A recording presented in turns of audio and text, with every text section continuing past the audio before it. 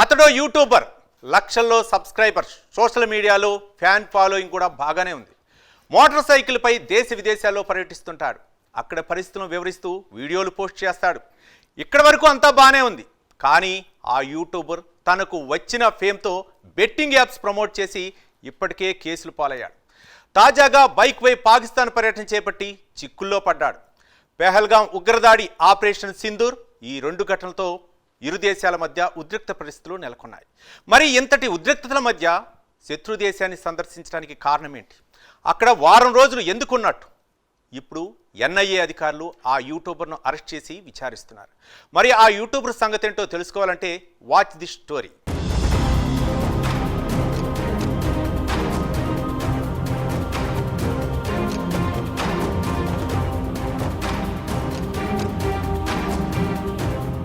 ప్రముఖ యూట్యూబర్ భయ్యా సన్నీ యాదవ్ను జాతీయ దర్యాప్తు సంస్థ ఎన్ఐఏ అధికారులు అరెస్టు చేశారు. మోటార్ సైకిల్పై దేశ విదేశాల్లో పర్యటిస్తూ అక్కడ పరిస్థితులను వివరించే వీడియోలు చేసే సన్నీ ఇటీవల పాకిస్తాన్ను సందర్శించాడు. దీంతో సన్నీ పాక్కు వెళ్లడానికి గల కారణాలపై విచారణ జరిపేందుకు ఎన్ఐఏ అధికారులు సన్నీని చెన్నై విమానాశ్రయంలో అరెస్టు చేశారు. పెహల్గాం ఉగ్రదాడి తర్వాత భారత్ ప్రతిగా ఆపరేషన్ సింధూర్ చేపట్టింది. ఈ నేపథ్యంలో ఇరు దేశాల మధ్య ఉద్రిక్త వాతావరణం నెలకొంది. అలాంటి పరిస్థితిలో సన్నీ పాకిస్తాన్కు వెళ్లడం వివాదాస్పదమైంది.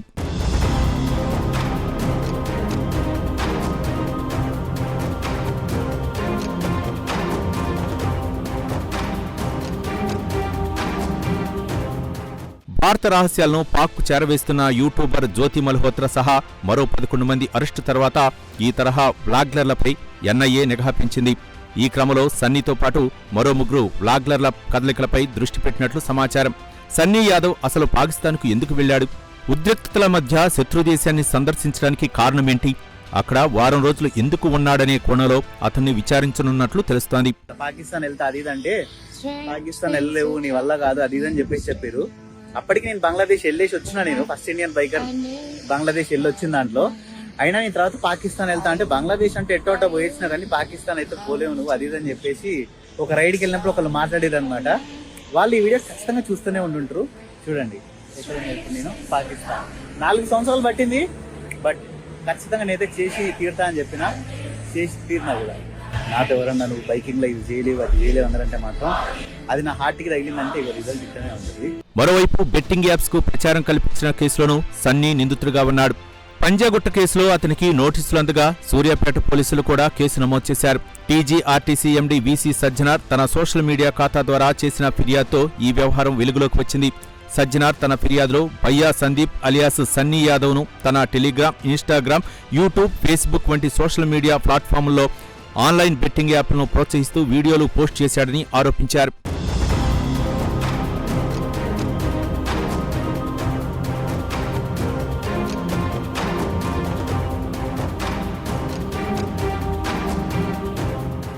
బెట్టింగ్ యాప్ల ప్రమోషన్ కేసు నమోదయ్యాక హైకోర్టులో ముందస్తు బెయిల్ కోసం ప్రయత్నించాడు. ముందస్తు బెయిల్ రాకపోవడంతో దుబాయ్ వెళ్లాడు సన్నీ. దాంతో అతనిపై లుక్అవుట్ నోటీసులు జారీ అయింది. దుబాయ్ నుండి ఇండియాకు రాకుండా అక్కడి నుండి పాకిస్తాన్ వెళ్లారు. గతంలో కూడా 5 సార్లు సన్నీ పాకిస్తాన్కు బైక్పై వెళ్లినట్లు తెలిసింది. సన్నీ తన పాకిస్తాన్ ట్రిప్ పైన పెద్ద ఎత్తున ప్రచారం చేసుకున్నాడు. ఇప్పుడైతే జస్ట్ నేను ఇమిగ్రేషన్ అయితే కంప్లీట్ చేసేసుకొని వచ్చేసిన, ఇవ్వండి. అండ్ 2 నెలల తర్వాత ఫైనల్లీ బ్యాక్ టు ఇండియా. 2 నెలల తర్వాత అయితే మళ్ళీ ఇండియా అయితే వచ్చేసిన. చాలా అంటే చాలా నాకు హ్యాపీగా ఉంది ఇన్ని రోజుల తర్వాత మళ్ళీ మన దేశానికి రావడం. బండి మీద చూడండి లగేజ్ అంత ఎంత ఉందో. 2016లో వ్లాగింగ్ మీద ఆసక్తి పెంచుకొని మొదట్లో 100 నుంచి 150 కిలోమీటర్ల దూరాలతో ప్రయత్నించాడు. యూట్యూబ్లో వ్యూస్ పెద్దగా రాకపోవడంతో 2018 నుంచి పెద్ద ట్రిప్లను ప్లాన్ చేసేవాడు. 2019లో 21 రోజుల్లో లద్దాఖ్కు వెళ్లిన యాత్ర అతని జీవితాన్ని మార్చేసింది. ఆ యాత్రతో సబ్స్క్రైబర్ల సంఖ్య ఒక్కసారిగా 3 లక్షలకు చేరుకుంది. దాంతో పూర్తిస్థాయి వ్లాగర్గా మారిపోయాడు సన్నీ.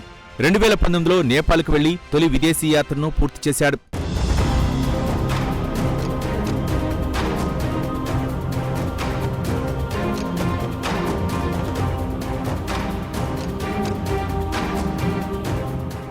సన్నీ తనకు వచ్చిన ఫేమ్తో బెట్టింగ్ యాప్స్ ప్రమోట్ చేశాడు. పంజాగుట్ట పోలీసులు ఐటీ యాక్ట్తో పాటు పలు సెక్షన్ల కింద కేసులు నమోదు చేశారు. యువతను తప్పుదోవ పట్టించడం, ఆర్థికంగా నష్టపరచడం వంటివి చేశాడన్నది సన్నీ యాదవ్పై ప్రధాన అభియోగం.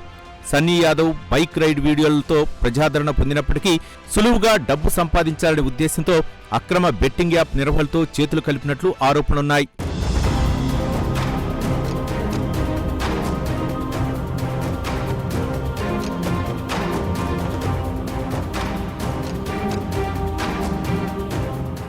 అయితే తాజాగా అతను కేవలం ఒక వ్లాగర్గా పాక్ వెళ్లి వచ్చాడా, లేక అంతర్గత భద్రతకు సంబంధించిన వ్యవహారాలపై ప్రభావం చూపేలా ఏవైనా కార్యకలాపాలకు పాల్పడ్డా అనే కోణంలో కూడా దర్యాప్తు జరగనుంది.